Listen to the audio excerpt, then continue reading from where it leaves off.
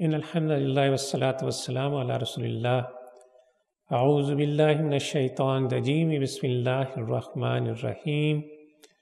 قال اللہ تعالی فی سورۃ التوبہ: قل ان کان آباؤکم وابناؤکم واخوانکم وازواجکم وعشیرتکم واموال اقترفتموها وتجارة تخشون کسادها ومساکن ترضونها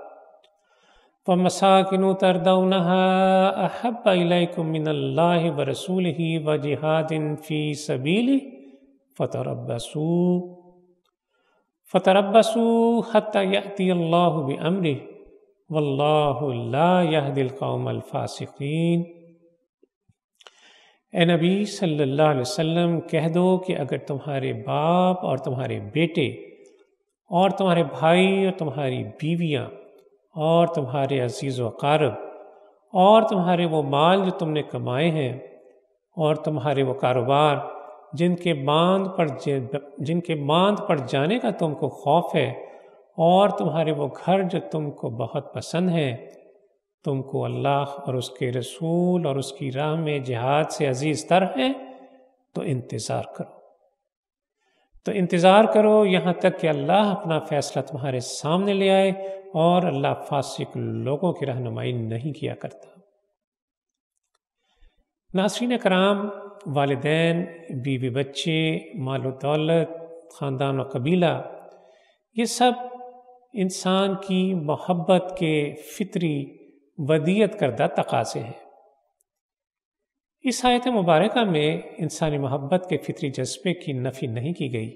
ہاں، یہ مطالبہ کیا گیا ہے کہ ان سب چیزوں کی محبت سے بڑھ کر اللہ اور رسول سے اور اللہ کے دین سے محبت ہونی چاہیے، اور اگر ایسا نہیں تو اللہ عز و جل کی سخت وعید ہے کہ اللہ کا عذاب بھی آ سکتا ہے.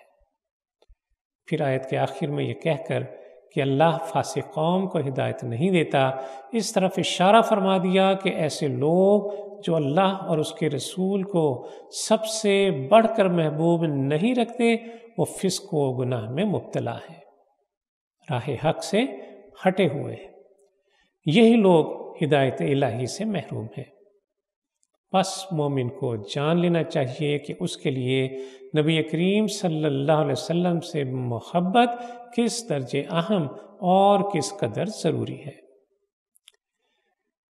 محبوب کی محبت کا وہی طریقہ صحیح ہو سکتا ہے جو محبوب کو پسند ہو، ورنہ خواہ کتنی ہی محبت ہو، جب محبوب ہی کو پسند نہ ہو تو بیکار ہے. تو جان لیجئے کہ اللہ عز و جل نے اپنے رسول صلی اللہ علیہ وسلم کو بتلایا کہ اے پیغمبر، جو آپ کی پیروی کرے، آپ کے قدم با قدم چلے، وہی ہم سے صحیح محبت کرنے والا ہے. ایسے ہی شخص کو توقع رکھنی چاہیے کہ ہم اس سے محبت کریں گے. ہم اسی کی محبت کو قابل التفات اور اسی کی محبت کو قابل توجہ سمجھتے ہیں جو ہمارے پیغمبر کی اتباع کرے، ہمارے پیغمبر کی حقیقی پیروی کرے. رسول اللہ صلی اللہ علیہ وسلم کی صحیح اطاعت ہی اللہ عز و جل کی اطاعت ہے، کیونکہ اللہ ہی نے رسول اللہ صلی اللہ علیہ وسلم کو اپنا نمائندہ مقرر کیا. رسول اللہ صلی اللہ علیہ وسلم کی اطاعت در حقیقت اللہ ہی کے حکم کی تعمیل ہے. پھر فرمایا، جو ہمارے رسول کی اطاعت نہیں کرتا، ہمارے رسول کی رسالت کو تسلیم نہیں کرتا، وہ کافر ہے، اور کافر کسی طرح بھی ہم کو محبوب نہیں ہے. پھر صرف رسالت پر ایمان لانا ہی کافی نہیں، بلکہ نبی صلی اللہ علیہ وسلم کی اتباع لازم ہے. رسول اللہ صلی اللہ علیہ وسلم سے بے نیاز ہو کر جو طریقہ بھی اختیار کیا جائے گا، وہ ہرگز معتبر نہیں ہوگا. نبی صلی اللہ علیہ وسلم نے فرمایا کہ میری تمام امت جنت میں داخل ہوگی مگر جس نے انکار کیا. لوگوں نے دریافت کیا، وہ انکار کرنے والے کون لوگ ہیں؟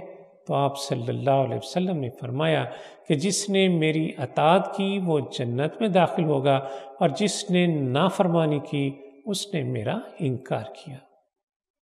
اللہ عز و جل سے دعا ہے کہ ہمیں رسول اللہ صلی اللہ علیہ وسلم کی مکمل اطاعت کی توفیق عطا فرمائے، آپ صلی اللہ علیہ وسلم کے اسوہ حسنہ پر چلنے کی توفیق عطا فرمائے، ہم سے راضی ہو جائے۔